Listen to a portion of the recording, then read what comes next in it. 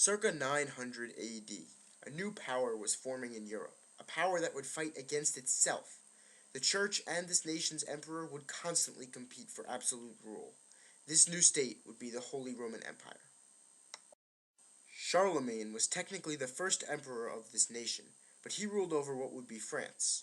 In the year 936 AD, Otto I, Duke of Saxony, took the title King of Germany. Later on, in return for helping the Pope with rebellious nobles and appointing bishops to government jobs, the Pope crowned Otto emperor. Otto's successors later named themselves Holy Roman Emperors, holy because their power began with the Pope, and Roman because they saw themselves as heirs to ancient Rome. In this empire, the Pope constantly clashed with the Emperor in political battles for power. The Pope believed that his claim to power came from God, and this gave him the right to trump all mortal rulers. Obviously, the Emperor, being the head of the feudal system, was not in agreement.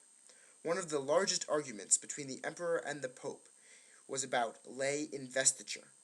Who would appoint bishops? The Emperor wished to appoint his friends and men loyal to him to the position, whereas the Pope wanted himself to be the only authority capable of appointing bishops. This issue came to a climax when Pope Gregory excommunicated Emperor Henry IV, who then sent an army to run Pope Gregory out of Rome. Religion played a large role in the Holy Roman Empire, partially because religion was important throughout the entire medieval world, and partially because the Pope himself lived in the Holy Roman Empire. Religion remained important as people began to question the Church, mostly because of its corruption. The government of the Holy Roman Empire was not set up like those of the countries of today.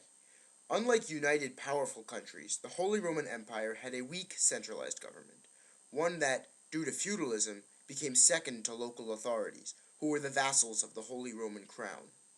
Obviously, this lack of good government organization severely limited the potential of the Holy Roman Empire, which, unlike its neighbors England and France, took around 700 years to form into a recognizable nation, Germany. The Crusades played a part in shaping the Holy Roman Empire as well.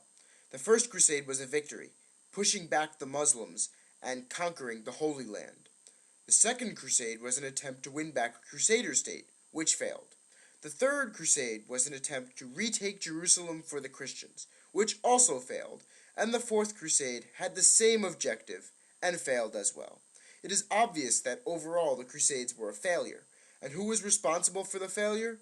People may have looked to the Church, who called them to arms and blamed the religious institution for their defeats. This would create strife in the Holy Roman Empire, where the secular rulers constantly competed with the Church for power.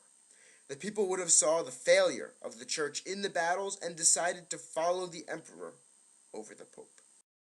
All of these issues, competition between the Pope and the Emperor, religion, a weak central government, and the Crusades, contributed to the creation of the center of Europe in the Middle Ages, the Holy Roman Empire.